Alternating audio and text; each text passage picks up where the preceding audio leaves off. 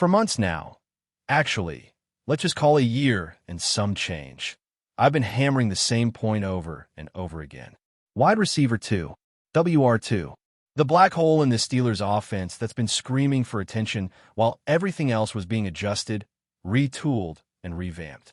And I wasn't just casually bringing it up. I was banging the symbolic table, yelling it from rooftops, sounding the alarm. Because while a lot of people were focused on the quarterback situation, the offensive line upgrades, or even the tight end depth, I kept looking out wide and asking, what happens after Metcalf? Who's the next guy up? But recently, something shifted. Not dramatically, but just enough to make me pause and say, okay, maybe I need to reassess. Not change the core of the concern, but maybe look at it from a slightly different lens. And I'll walk you through exactly why. So here's the deal. Training camp's in the rear view. But the preseason is just starting to heat up, and one of the most intriguing events isn't even a game. It's happening today, joint practice, Steelers and Buccaneers, live from Acrisure Stadium. Now, I know what you're thinking. Joint practices? What's the big deal? But trust me, to coaches, joint practices are the good stuff. That's where they get to test things without fully showing their hands like they would in a game. It's controlled, it's curated, and yeah, it's very, very secretive. And that's kind of the point. There's going to be real competition happening on that field today. Not the watered-down vanilla stuff we see during the first and second preseason games where half the starters are in hoodies and the rest are out there just to avoid injury. No, this is the kind of setting where things get dialed up, where Aaron Rodgers and DK Metcalf can actually get some real reps in, where routes matter, coverage matters, footwork matters. But you won't hear much about it. Media is allowed in, technically, but the rules shift back to regular season form, which means unless a player or Coach Tomlin explicitly says something, you're not getting details. You won't know what actually went down unless it gets confirmed after the fact. So yes, we'll be there. But don't expect a full play-by-play or breakdown. It's more about what we observe, what we can piece together, and what we hear in the aftermath. Still, just because there won't be a public breakdown doesn't mean it's not a big deal. In fact, this kind of controlled chaos is exactly where coaches get the information they actually care about. They don't want the theatrics of a preseason game. They want tape. They want to see what happens when their defense doesn't know the next snap count, when their wideouts go one-on-one against corners who don't have the same practice tells. And that's where something really interesting starts to take shape, especially around the WR2 debate. Now, let's rewind a bit, because this wide receiver 2 situation has been murky for a while. The whole offseason, all we heard were hints and half answers. First, we were told Calvin Austin was in line to be WR2. That came from the wide receivers coach back during minicamp. But then, digging a bit deeper, you'd hear from other folks, people who really know the structure of this offense, that Calvin was always going to be more of a WR3 in terms of role. A gadget guy, a space creator. Not necessarily the guy who's lining up opposite Metcalf every single down. That matters. Because what Pittsburgh needs isn't just a second name on the depth chart. They need a presence, a threat. Someone who, when Metcalf is double covered or unavailable, can step in and still stretch the field, beat press coverage, and open up the middle for the tight ends and backs. That's not just next man up territory. That's a specific skill set. Then came the curveball. Omar Khan went out and got Jonas Smith. And that's when everything changed. Or at least that's when I had to sit down and reassess the whole WR2 narrative. Because Jonnu isn't just a tight end. He's a mover, a chess piece, a guy you can split out wide, bring back into the backfield, line up in the slot, whatever. And this isn't just some backup who's there to block on third and short. This dude led the Dolphins in receiving yards last year. 88 catches, 883 yards. That's not a fluke. That's a high-level contributor on a team that actually threw the ball around. Plus, he's got that history with Arthur Smith back in Nashville, then again in Atlanta. So he's already familiar with the system, the terminology, and most importantly, how to be deployed effectively within it. So you add him to a tight end room that already includes Pat Freiermuth and Darnell Washington, and now suddenly you're not just thinking about WR2 in the traditional sense. You're thinking about targets, matchups, schematics. But, and here's where I can't quite let it go, none of that still answers the real question. What happens if Metcalf goes down? Because as flexible and dynamic as Jonnu is, and as much as Calvin Austin brings with his speed, neither of them is going to step into Metcalf's shoes and do what he does. And that's where I keep circling back to the missing piece. Think about it. The Steelers have always built depth. They've always had a plan B. But when George Pickens missed games last season, we saw exactly what happened. There was no true outside threat. There were guys filling space. But there wasn't anyone pulling coverage or stretching the field vertically. That's not just a depth chart issue. That's a roster flaw. And sure, names have been floated. You've probably heard them all. Odell Beckham Jr.? I get it. There's the connection to Rodgers, the social media buzz, the I'm not done yet energy. But the production? 9 games, 9 catches, 55 yards. That's not WR2 production. That's not even WR4 production. That's retirement production. Tyler Boyd? Great guy. Local hero. Played his heart out in Cincinnati. But let's be real. He's a slot receiver. He's always been a slot receiver. Trying to reinvent him as an outside presence at this stage would be like asking Pat Freiermuth to play fullback. It's just not what he does. The Steelers did kick the tires on some options. There was reported interest in Terry McLaurin, but that fell apart the second it became clear he wants to be the guy somewhere. Pittsburgh's not offering that. Then there was the visit from Gabe Davis, but the medicals raised too many red flags. Which leads us to one name that's kind of just sitting there. Amari Cooper. Now look, I've mentioned Cooper before, not because he's a flashy headline name right now, but because he checks almost every box. He's experienced, he's consistent, and he's got recent production that proves he can still ball. You might have forgotten, but Cooper went for over 1,000 yards in back-to-back seasons just before this last one. And while his numbers dipped a bit after the trade to Buffalo, 44 catches for 547 yards isn't exactly washed up, especially when you realize his targets dropped from 128 to just 85. That's not on him. That's on usage. And if we're talking about bringing in a guy not to be WR1, but to complement Metcalf, to fill that WR2 void and provide legit insurance, Cooper could be a really smart move. He's 31. He's not ancient. He doesn't come with the drama. And he knows how to win routes on the outside. That's the prototype. That's the Mike Williams mold I've been harping on for months. The point here isn't to just add another name to the wide receiver room. It's to solve a specific issue. You need someone who can replicate the types of plays Metcalf gives you. Not at the same level, obviously, but in the same style. Deep routes, physical matchups, sideline catches, high-pointing the ball. None of the current depth guys offer that. Not Calvin, not the tight ends, not the backs.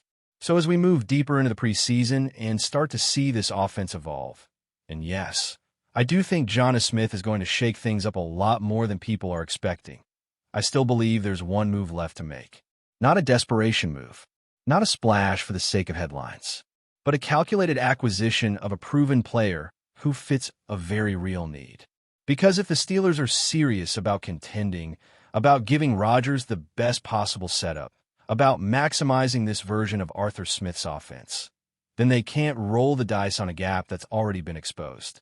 They need a WR2 who can play on the outside and win. Not someone who might, or could, or possibly develop into that role. Someone who's done it, preferably yesterday. And that's why, even as the talk shifts to joint practices and game prep, I'm still watching that spot on the depth chart like a hawk. Because in this league, your second wideout can become your first with one wrong step. And if that happens, you better have more than just hope waiting behind him. Now, let's take this conversation a little deeper. Because what we're really talking about here isn't just filling out a roster. It's about philosophy. It's about how the Steelers are choosing to build around the players they already trust and how that shapes the offense moving forward. And if you listen close to the way Arthur Smith is talking about this group, if you really pay attention to the configurations they're experimenting with in these joint practices, you start to see the vision coming into focus. It's not just about the WR2 role being unclaimed. It's about redefining how that role even exists in this offense. For years now, the The standard model across the league has been two primary wide receivers, one slot guy, a pass-catching back, and maybe a tight end you throw to a handful of times a game. The Steelers under Mike Tomlin have followed that formula to some extent, but this new setup, this Arthur Smith system, has different priorities. This is a run-heavy, tight-end integrated, motion-centric offense where wide receivers don't just run routes. They block, they shift, they create space. And in that kind of offense, traditional labels don't always fit. So when people ask, who's WR2? The better question might be, who gets the second most targets? Because in a lot of ways, it's already not a receiver. You've got Pat Freiermuth, who, when healthy, is absolutely a top-tier tight end. He runs crisp routes, has sure hands, and offers a big-bodied red zone target. Then you've got Darnell Washington, who might not get the same volume, but offers matchup nightmares when he's on the field. Add Jonas Smith to the mix, and suddenly, you've got three legit tight ends who can all move, catch, and block, meaning Arthur Smith can build out of 2 and even 3 tight end sets without tipping his hand. That opens everything. And the real brilliance in that kind of personnel grouping is in the unpredictability. Because you can line up heavy and run it down someone's throat, or you can shift Jonnu out wide, put Freiermuth in the slot, motion Calvin Austin across the formation, and run a quick-hitting pass with a screen option. It's not about stars. It's about leverage. It's about putting defenses in conflict. But, and here's that, but again, you still need a second guy outside who can win. Because no matter how many creative formations you come up with, there will always be moments where you need to line up and just beat a corner one-on-one. 3rd and 8. End of a half. Down 4 in the final minutes. That's when you need that presence opposite Metcalf. That's the moment where everything breaks down and your quarterback just needs someone outside the numbers who can win a jump ball. That's not Jonnu. That's not Pat. That's not Calvin. And that's why this issue still looms over everything else. We can talk all day about formation diversity, tight end alignments, backfield motion, but when the field gets tight and the windows shrink, wide outs matter more than ever. And that's what the Steelers are trying to figure out. How to have all that flexibility while still preserving a vertical threat that makes a defense respect both sidelines. There's also the question of depth. Let's say the worst happens, Metcalf misses time. Then what? Do you expect Calvin Austin to become your WR1? Do you move Jonnu outside full-time? Do you increase touches for Najee Harris in the pass game? You can do all those things, but you lose your structure. You start patching things together. And in a league where defenses are too fast, too smart, and too prepared, patchwork doesn't cut it for long. That's why I've been talking so much about a guy like Amari Cooper. Because Cooper isn't just a potential WR2. He's a stability piece. He's insurance. He's the guy who can hold the offense steady when something goes wrong. And yes, maybe he's not at his career peak, but he doesn't need to be. He just needs to be better than the alternative. And in this case, the alternative is a serious drop-off. And I get it, cap space, roster cuts, other positional needs, all valid concerns. But in the grand scheme of things, this isn't a huge gamble.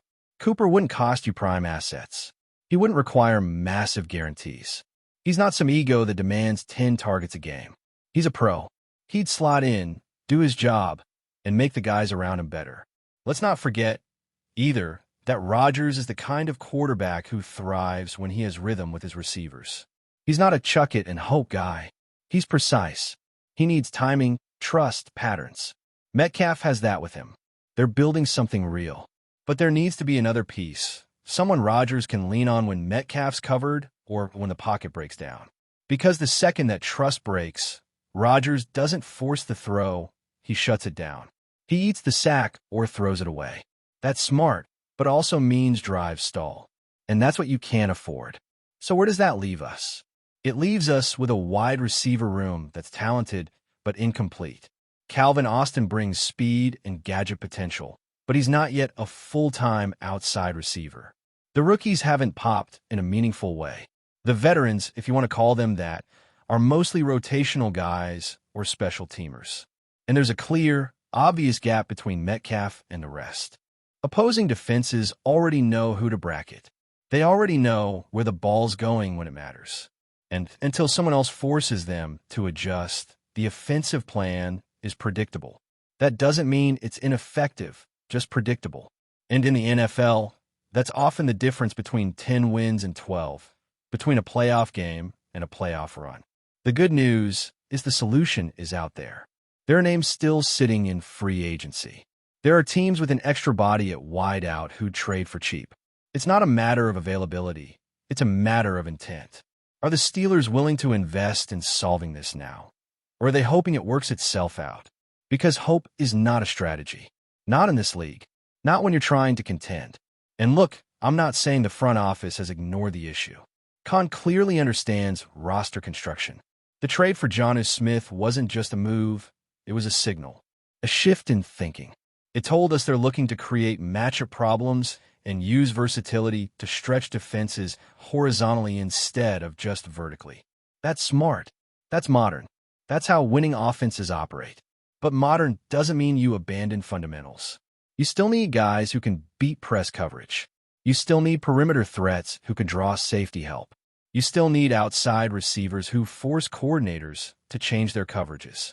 That's what I'm waiting to see. The next move. The one that balances the roster.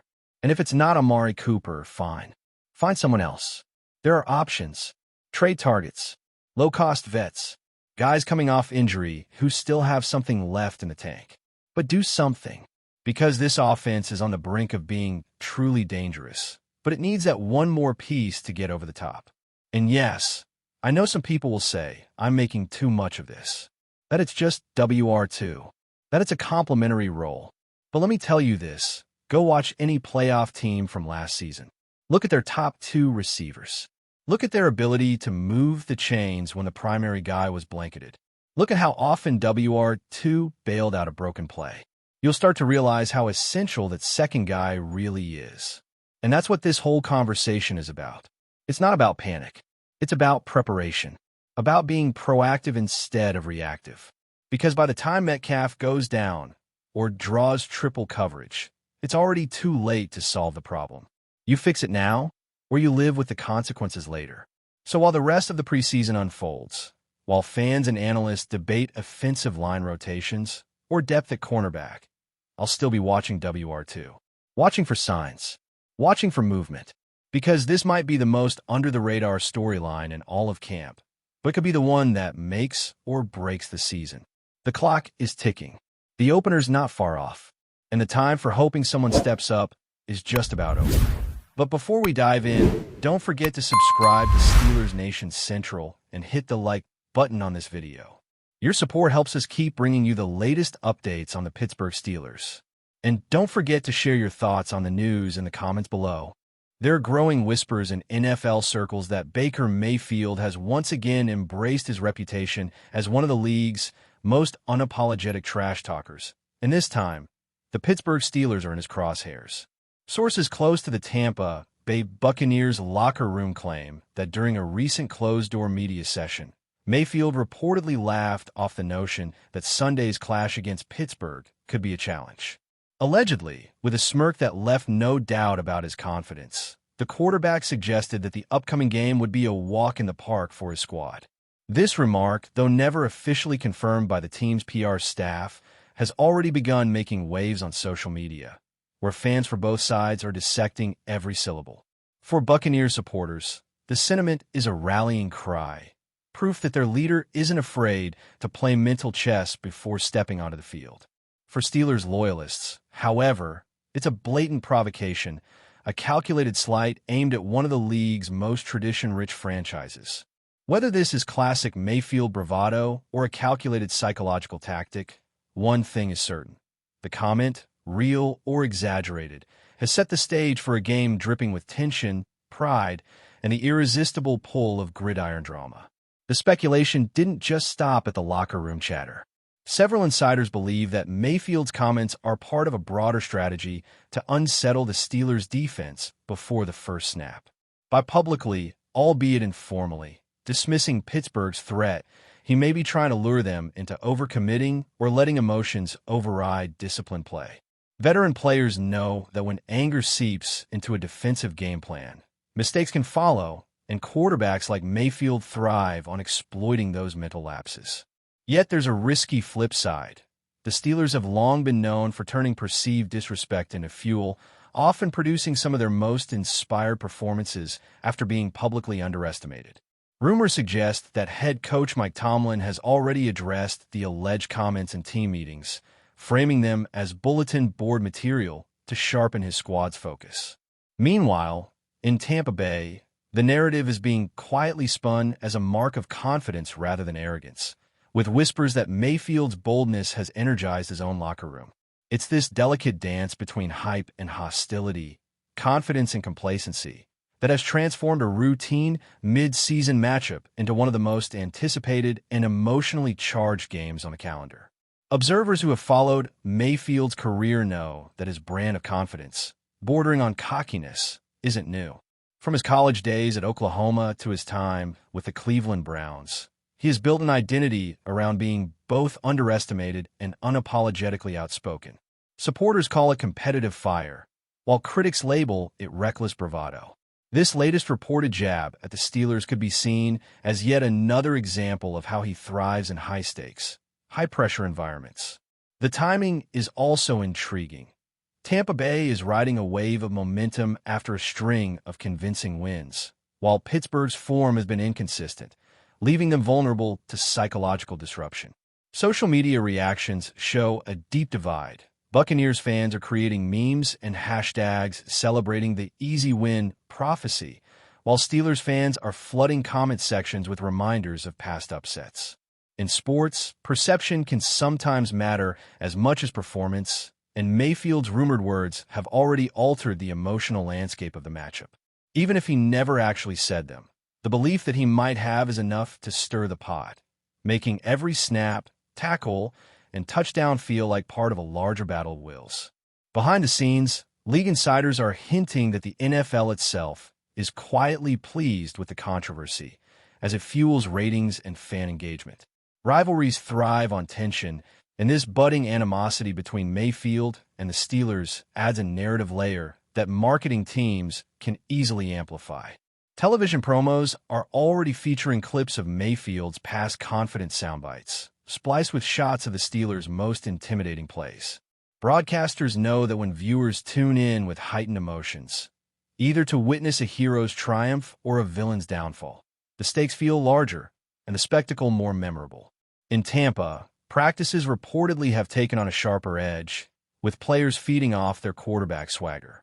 In Pittsburgh, defensive drills are said to be tinged with a sense of personal mission, as if every tackle and interception will carry symbolic weight. This is the kind of storyline that turns a regular season game into a miniature epic, where the scoreboard tells only part of the story. Whether the Buccaneers deliver on Mayfield's alleged promise or the Steelers flip the script, the narrative has already secured its place in the season's lore. As kickoff approaches, the rumor's persistence has ensured that the psychological battle will begin long before the coin toss. If Tampa Bay dominates early, critics will say Mayfield backed up his talk with action, cementing his image as a leader who thrives on pressure. If Pittsburgh strikes first and hard, the narrative will flip, painting Mayfield as a provocateur who underestimated a proud franchise.